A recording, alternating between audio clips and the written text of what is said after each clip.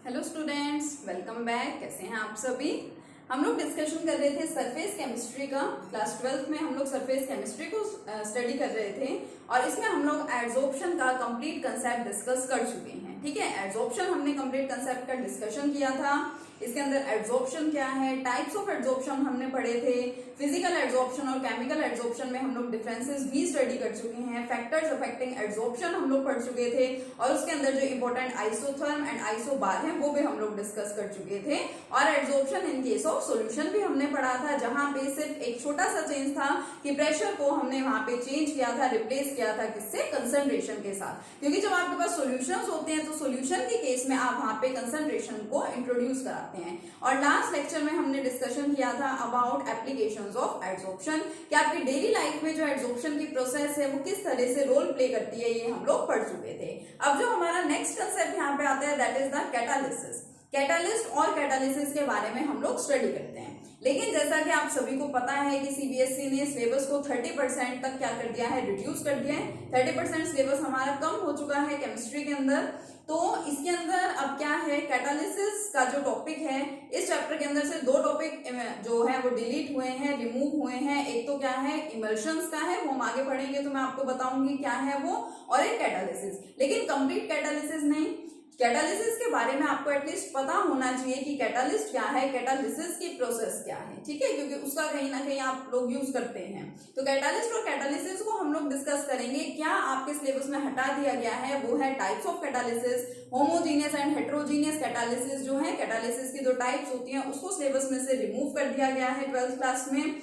और साथ ही साथ में activity and selectivity of the catalysis, और इसके बाद जो आपका एंजाइम वाला पार्ट है, एंजाइम कैटालिसिस जो है उसको कंप्लीटली वहां से रिमूव कर दिया गया है, रिड्यूस कर दिया गया है आपका ये सिलेबस। और इसमें देखो एक अलग से मेंशन नहीं है उसके अंदर जियोलाइट्स के बारे में, लेकिन जो आपका जियोलाइट्स वाला कंसेप्ट है उसको भी यहाँ से रिमूव कर दिया गया है, क्योंकि वो भी एक तरह की क्या है, शेप सिलेक्टिव कैटालिसिस में आते हैं जियोलाइट्स। ठीक है, तो वह सिलेक्टिविटी का ही एक पार्ट होता है। तो मैं आपको जो यहाँ पे पढ़ाऊंगी, मैं आपको कैटालिस्ट के बारे में बताऊंगी। ठीक है, कैटालिसिस की प्रोसेस के बारे में बताऊंगी, टाइप ऑफ कैटालिस्ट, और जो सब डिलीट हो चुका है उसको हम लोग फिलहाल यहाँ पे डिस्कस नहीं करेंगे। ठीक है, तो जितना कंसेप्ट आपको बताया जा रहा है उसको आप लोग अच्छे से देखिएगा। ठीक है, तो सबसे पहले देखो कैटालिस्ट। कैटालिस्ट के बारे में आप सभी को पता है कि कैटालिस्ट होते क्या हैं। अब आप सबको पता है कि कुछ रिएक्शंस होते हैं हमारे पास जो बहुत ज्यादा स्लो होते हैं।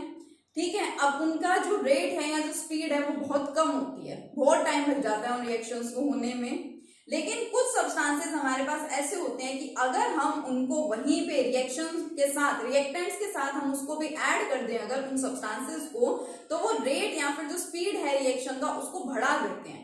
और सबसे अच्छी बात यह है कि हम जितने अमाउंट में उन एडिशनल सब्सटेंसेस को वहां पे ऐड करवा रहे हैं रिएक्शन के अंदर, वो एज इट इज हमें जब रिएक्शन कंप्लीट हो जाएगा, जब प्रोडक्ट्स मिल जाएंगे, वो सब्सटेंसेस हमें एज इट इज दोबारा मिल जाते हैं। अब वो सब्सटेंसेस हैं क्या?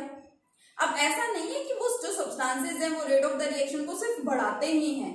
कुछ सब्सटेंसेस ऐसे भी आप यहाँ पे देखते हैं जो रेट ऑफ द रिएक्शन को घटा भी देते हैं। उसके एग्जांपल भी मैं आपको यहाँ पे बताऊंगी। वो रेट ऑफ द रिएक्शन को क्या करते हैं, जो स्पीड ऑफ द रिएक्शन है उसको घटा देते हैं। तो यानी कि हम बोल सकते हैं कि हमारे पास कुछ ऐसे सब्सटेंसेस हैं which alter the rate of the reaction, जो अल्टर करते हैं, जो चेंज कर देते हैं, इंक्रीज कर सकते हैं या फिर डिक्रीज भी कर सकते हैं।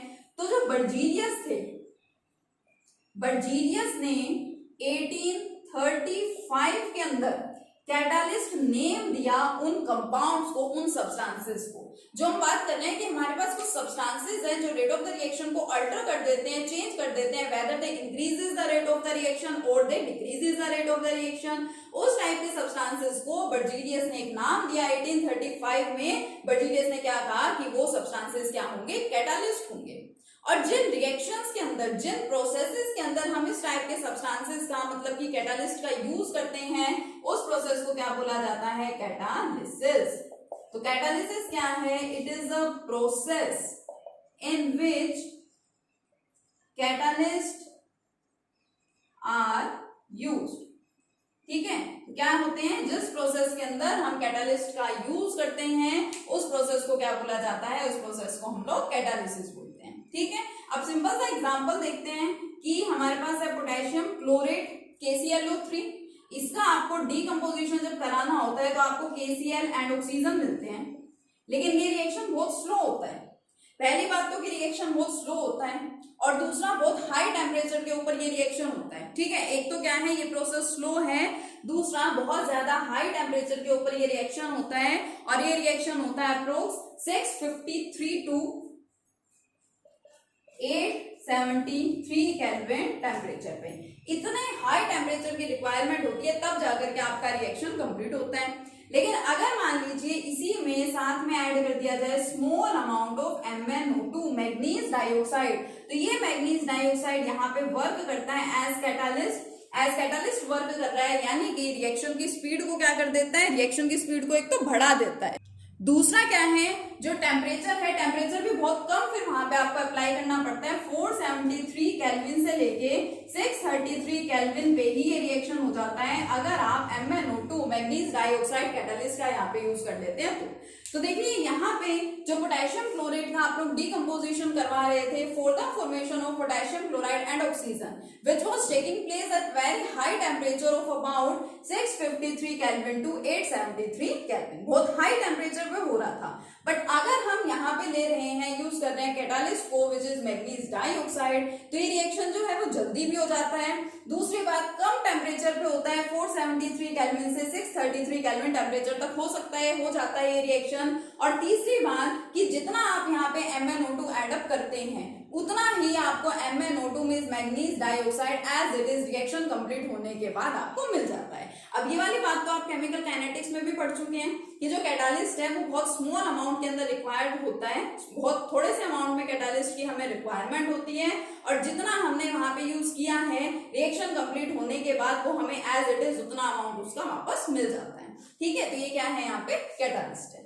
अब मैंने स्टार्टिंग में आपसे डिस्कस किया कि कुछ substances rate of the reaction को बढ़ा देते हैं और कुछ substances rate of the reaction को घटा देते हैं। तो जो substances rate of the reaction को बढ़ा रहे हैं या घटा रहे हैं, यानी दो टाइप की हम बात कर रहे हैं, तो दो टाइप के हम कैटालिस्ट बोल देते हैं जनरली।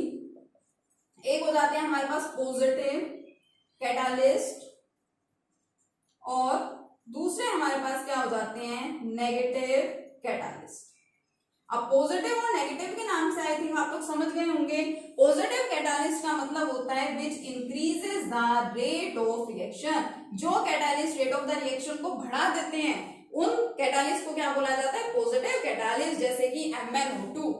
और मान लीजिए आपके पास हैबर्स प्रोसेस है। हैबर्स प्रोसेस क्या होती है, process for the formation of ammonia, मतलब कि N2 + H2, ठीक है, इन प्रेजेंस ऑफ आयरन क्या मिलता है आपको, अमोनिया मिल जाती है। तो ये क्या है यहाँ पे, it is a positive catalyst.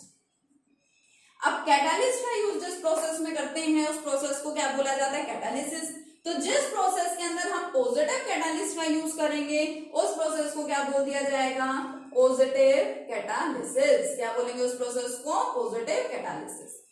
Negative catalyst क्या होते हैं, नेगेटिव कैटालिस्ट वो होते हैं which decreases the rate of the reaction. Negative catalyst decreases the rate of the reaction. और जिन रिएक्शंस के अंदर, जिन प्रोसेसेस के अंदर नेगेटिव कैटालिस्ट का यूज किया जाता है फिर वो प्रोसेस क्या हो जाएगी आपकी, नेगेटिव कैटालिसिस। क्या बोलेंगे उस प्रोसेस को, हम नेगेटिव कैटालिसिस बोलेंगे। ठीक है, एग्जाम्पल की अगर मैं बात करूं तो नेगेटिव कैटालिस्ट का क्या है, सपोज आप डीकम्पोजिशन करा रहे हैं H2O2 का, क्या कराना है आपको, डीकम्पोजिशन ऑफ H2O2। लेकिन इसका डीकम्पोजिशन करवाते टाइम आप वहां पे क्या करें, ग्लिसरॉल को ऐड करते हैं, ठीक है, या आप लोग क्या करें, आप फॉस्फोरिक एसिड को ऐड करते हैं। तो अगर इनमें से आपने कुछ भी ऐड कर दिया है during the decomposition of hydrogen peroxide, तो ये प्रोसेस पहले जिस स्पीड से हो रही थी अब उससे भी क्या होगी, कम स्पीड से होगी। ठीक है, जो रेट ऑफ द रिएक्शन है उसको कम कर देते हैं। तो यही हम पढ़ रहे हैं कि वो कैटालिस्ट जो रेट ऑफ द रिएक्शन को डिक्रीज कर देते हैं, घटा देते हैं, उन कैटालिस्ट को हम लोग क्या बोलते हैं, नेगेटिव कैटालिस्ट बोलते हैं। और जिस प्रोसेस के अंदर हम लोग नेगेटिव कैटालिस्ट का यूज करते हैं वो प्रोसेस क्या होती है आपकी, नेगेटिव कैटालिसिस। तो इतना कंसेप्ट आप लोगों को अच्छे से समझ में आया।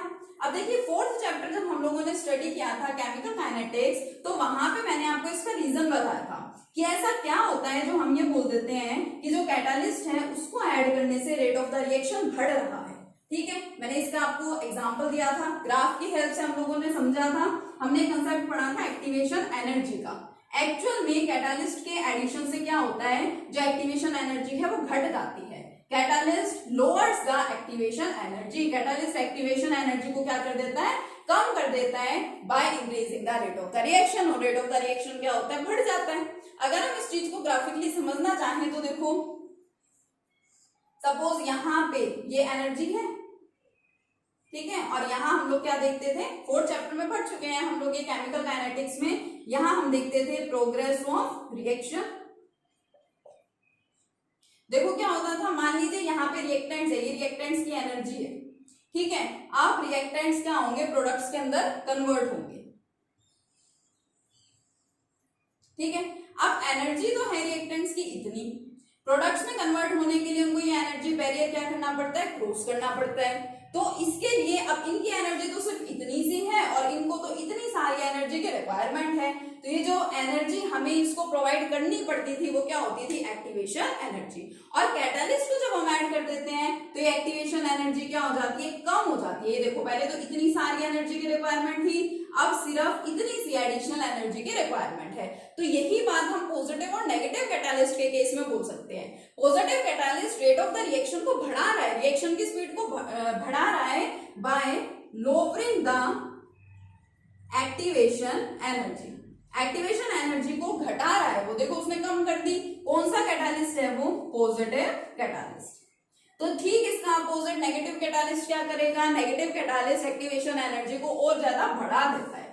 मान लीजिए ये रिएक्टेंट्स की एनर्जी है, ठीक है, इसने क्या किया, इसने और ज्यादा बढ़ा दी। पहले तो इतनी एडिशनल एनर्जी की रिक्वायरमेंट थी, ठीक है, अब इतनी एनर्जी की रिक्वायरमेंट है। तो जो आपके नेगेटिव कैटालिस्ट हैं, these नेगेटिव कैटालिस्ट ये क्या करते हैं, increases the activation energy, activation energy को बढ़ा देते हैं।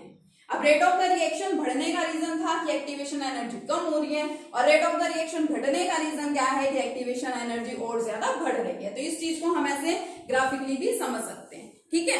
अब देखो एक और बात समझो, अभी मैंने यहाँ पे एग्जांपल लिखा था किसका, हैबर्स प्रोसेस का, for the formation of ammonia. Nitrogen और हाइड्रोजन गैस को जब हम लोग कंबाइन कर देते हैं तो फॉर्मेशन किसकी हो जाती है, अमोनिया की फॉर्मेशन हो जाती है। और एरो पे हम लोग क्या लिखते हैं, हम लोग कैटालिस्ट को लिखते हैं जो कि कौन है, सॉलिड आयरन है इस केस में, ठीक है।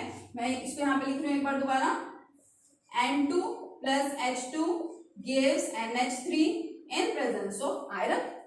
लेकिन आपको ध्यान हो तो हम यहाँ पे साथ में क्या लिखते हैं, we also write molybdenum here, ये भी लिखते हैं ना। तो नाइट्रोजन और हाइड्रोजन कंबाइन होते हैं for the formation of ammonia in the presence of iron and molybdenum. और मैंने आपको कहा कि आयरन यहाँ पे क्या है, कैटालिस्ट है, तो मोलिब्डेनम तो कैटालिस्ट नहीं है, क्योंकि कैटालिस्ट तो मैं किसको बोल रही हूँ, आयरन को बोल रही हूँ। तो फिर ये सब्सटेंस है क्या। अब कुछ सब्सटेंसेस ऐसे होते हैं जिन्हें अगर हम कैटालिस्ट के साथ ऐड कर देते हैं तो वो कैटालिस्ट की एक्टिविटी को और ज्यादा बढ़ा देते हैं। मीन्स कैटालिस्ट को जो वर्क करना है वो उसके वर्क को और ज्यादा बढ़ा देते हैं, ठीक है, उनकी प्रॉपर्टी को एनहेंस कर देते हैं, इंक्रीज कर देते हैं। उस टाइप के सब्सटेंसेस को क्या बोला जाता है, प्रोमोटर्स, ठीक है। क्या होते हैं वो, प्रोमोटर्स होते हैं। The substances which increases the activity of catalyst, जो कैटालिस्ट की एक्टिविटी को क्या कर देते हैं, बढ़ा देते हैं, वो क्या है, प्रोमोटर्स हैं। इसी तरह से हमारे पास कुछ सब्सटेंसेस होते हैं like carbon monoxide, like arsenic, ये क्या करते हैं, decreases the activity of catalyst, decreases the activity of catalyst, जो कैटालिस्ट है उसकी प्रॉपर्टी को ये रिड्यूस कर देते हैं। इस टाइप के सब्सटेंसेस को क्या बोला जाता है, पॉइजन्स, ठीक है, पॉइजन की तरह से एक्ट कर रहे हैं, या हम इनको और क्या बोल सकते हैं, इनको हम इनहिबिटर्स भी बोल सकते हैं। ये क्या कर रहे हैं, ये कैटालिस्ट की जो प्रॉपर्टी है उसको एक तरह से इनहिबिट कर रहे हैं, ठीक है। तो ये छोटा सा कंसेप्ट है जो कैटालिस्ट और कैटालिसिस प्रोसेस के बारे में हमें इस चैप्टर में यहाँ पे स्टडी करना है, ठीक है। तो इस कंसेप्ट को थोड़ा अच्छे से देखिएगा। अब देखिए जो हमारा नेक्स्ट कंसेप्ट है दैट इज कोलॉइड्स। ये मोस्ट इंपॉर्टेंट हमारा कंसेप्ट है जो हमें नेक्स्ट स्टडी करना है। देखिए आपको दो टाइप की चीजों के बारे में पता है। एक मैं आपको कहूंगी मेरे पास क्या है, यहाँ पे एक कंटेनर है, एक बीकर है, इसके अंदर मैंने क्या रख रखा है, यहाँ पे वाटर रख रखा है, ठीक है।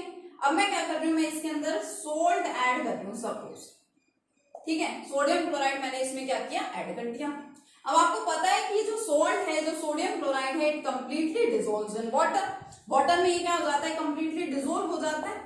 तो मेरे पास वाटर था और इसमें मैंने NaCl यानी सोडियम क्लोराइड कॉमन सोल्ट मैंने इसमें ऐड कर दिया, तो क्या मिलेगा मुझे सोल्ट यानी NaCl का सॉल्यूशन मिल जाएगा। तो इसका मैंने कॉम्बिनेशन करा दिया, ये इसमें कंप्लीट डिसॉल्व हो गया, तो ये क्या है मेरे पास सोडियम क्लोराइड सॉल्यूशन है। ठीक है, जो सॉल्यूशन हम लोग पढ़ते हैं, सॉल्यूशन चैप्टर जो हमने पढ़ा है वही सॉल्यूशन। ठीक है, अब क्या आपको इस सॉल्यूशन के अंदर वाटर अलग दिखाई देता है और सोडियम क्लोराइड अलग दिखाई देता है क्या? ऐसा कुछ है नहीं। सोडियम क्लोराइड तो क्या हो गया, इसके अंदर कंप्लीटली डिसॉल्व हो गया था। इस टाइप के सॉल्यूशन को आप लोग एक्चुअल में क्या बोलते हैं, इस टाइप के सॉल्यूशंस को आप लोग बोलते हैं ट्रू सॉल्यूशंस। क्या है ये हमारे सॉल्यूशंस? ट्रू सॉल्यूशंस है। और ट्रू सॉल्यूशंस के जो कॉन्स्टिट्यूएंट पार्टिकल्स हैं, कॉन्स्टिट्यूएंट पार्टिकल्स का मतलब मैंने आपको 11th में ही एक्सप्लेन कर दिया था, हम लोग 11th से पढ़ते आ रहे हैं। कॉन्स्टिट्यूएंट पार्टिकल्स वो पार्टिकल्स होते हैं जिनसे मिलके कोई भी सब्सटेंस बना होता है, चाहे वो एटम्स हो, चाहे वो आयंस हो, चाहे वो क्या हो, मॉलिक्यूल्स हो। ठीक है, तो वो क्या है, कॉन्स्टिट्यूएंट पार्टिकल्स हैं। तो जो ट्रू सॉल्यूशन है उसके कॉन्स्टिट्यूएंट पार्टिकल्स का जो साइज है वो क्या होता है, वो बहुत ज्यादा स्मॉल होता है। उसको हम बोलते हैं कि साइज ऑफ पार्टिकल्स। जो ट्रू सॉल्यूशंस है उसके पार्टिकल्स का साइज क्या होता है, लेस देन 1 नैनोमीटर। 1 नैनोमीटर आप लोगों को अच्छे से पता है कितना होता है, 10⁻⁹ मीटर, यानी इससे भी कम इनका साइज होता है। किसका? ट्रू सॉल्यूशंस के पार्टिकल्स का साइज। ठीक है, एक आपके पास मान लीजिए मैं एग्जांपल ले रही हूं, सैंड इन वाटर। ठीक है, अब मैं आपको क्या कहूंगी, मेरे पास यहाँ पे वाटर है, मैंने यहाँ इस बीकर में, इस कंटेनर में क्या ले रखा है, देखो वाटर ले रखा है। और अब मैंने इसमें क्या किया, ऊपर से मैंने इसमें सैंड, सैंड मतलब मिट्टी, मिट्टी मैंने इसके अंदर ऐड कर दी। आप इसको डिसॉल्व करना चाहेंगे, आप इसको घोलने लगेंगे, आप इसको स्टीयर करनी है, आप इसकी स्टीयरिंग करनी, हिलाना आप इसको शुरू करेंगे। लेकिन उसके बाद में आप क्या देखते हैं कि क्या जो सैंड है वो वाटर में डिसॉल्व होती है, क्या वो वाटर में सोल्यूबल है? नहीं। क्या होती है, एट लास्ट जो सैंड है वो यहाँ नीचे जाकर के बैठ जाती है। यानी सैंड जो है वो वाटर के अंदर सोल्यूबल नहीं होती, वाटर में आप उसको ऐड करते हैं तो वो नीचे जाकर के बैठ जाती है सैंड, वो कंप्लीटली सोल्यूबल नहीं होती है वाटर में। तो इस टाइप को, अब इसको आप ट्रू सॉल्यूशन तो बोल नहीं सकते हैं। ट्रू सॉल्यूशन तो वो होता है जो क्या हो जाए, कंप्लीटली डिसॉल्व हो जाए। अब ये तो ट्रू सॉल्यूशन भी नहीं है, तो इस टाइप का हम क्या बोलते हैं, इस टाइप की चीजों को हम लोग बोलते हैं सस्पेंशन। क्या बोलते हैं इसको? सस्पेंशन। और सस्पेंशन के जो कॉन्स्टिट्यूएंट पार्टिकल्स हैं, इसमें भी तो कॉन्स्टिट्यूएंट पार्टिकल्स है ना, इनका साइज क्या होता है, इनका साइज बहुत बड़ा होता है। कितना बड़ा होता है, हम ये बोल सकते हैं कि size of particles greater than 10⁻³ nanometer. वो 1 नैनोमीटर से भी कम था ट्रू सॉल्यूशन का। सस्पेंशन के पार्टिकल्स का साइज कितना है, ग्रेटर देन 10⁻³ नैनोमीटर, या हम बोलते हैं ग्रेटर देन 1000 नैनोमीटर। ये भी तो बोल सकते हैं ना, 10⁻³ का मतलब क्या है यहाँ पे 1000 नैनोमीटर। तो दो टाइप की चीजें मैंने आपको यहाँ बताई, एक तो है ट्रू सॉल्यूशन और एक क्या है, सस्पेंशन। अब सॉल्यूशंस को हम लोग स्टडी कर चुके हैं पहले सेकंड यूनिट के अंदर, तो हमें यहाँ पे ना तो ट्रू सॉल्यूशंस को स्टडी करना है, ना हमें यहाँ पे सस्पेंशन को स्टडी करना है, लेकिन इन दोनों का इंटरमीडिएट कुछ है जो एग्जिस्ट करता है। अब इन दोनों का इंटरमीडिएट होता क्या है, देखिए ट्रू सॉल्यूशन तो है जिसके पार्टिकल्स का साइज है लेस देन 1 नैनोमीटर, सस्पेंशन है जिसके पार्टिकल्स का साइज क्या है, ग्रेटर देन 10⁻³ नैनोमीटर, और we can say that greater than 1000 nanometer. अब इन दोनों का जो इंटरमीडिएट है, यानी जिसके पार्टिकल्स का साइज कितना होगा, इसके बीच में होगा, कितना, 1 to 1000 नैनोमीटर। 1 नैनोमीटर से 1000 नैनोमीटर के बीच में होता है, उस टाइप के सब्सटेंसेस को हम लोग क्या बोलते हैं, कोलॉइड्स बोलते हैं, या हम लोग उनको कोलॉइडल सॉल्यूशंस भी बोल सकते हैं। ठीक है, एग्जाम्पल इसका क्या है, यहाँ पे था ट्रू सॉल्यूशन का एग्जाम्पल, जैसे सोडियम क्लोराइड ले लिया वाटर में, ठीक है, जैसे शुगर डिसॉल्व कर दी वाटर में, शुगर सॉल्यूशन हो गया। ये सस्पेंशन था, सैंड इन वाटर, क्योंकि सैंड जो है वो वाटर में सोल्यूबल नहीं होती है, डिसॉल्व नहीं होती है। कोलॉइडल सॉल्यूशंस के भी बहुत सारे एग्जांपल्स होते हैं, जैसे मान लीजिए हमने ले लिया है स्टार्च सॉल्यूशन।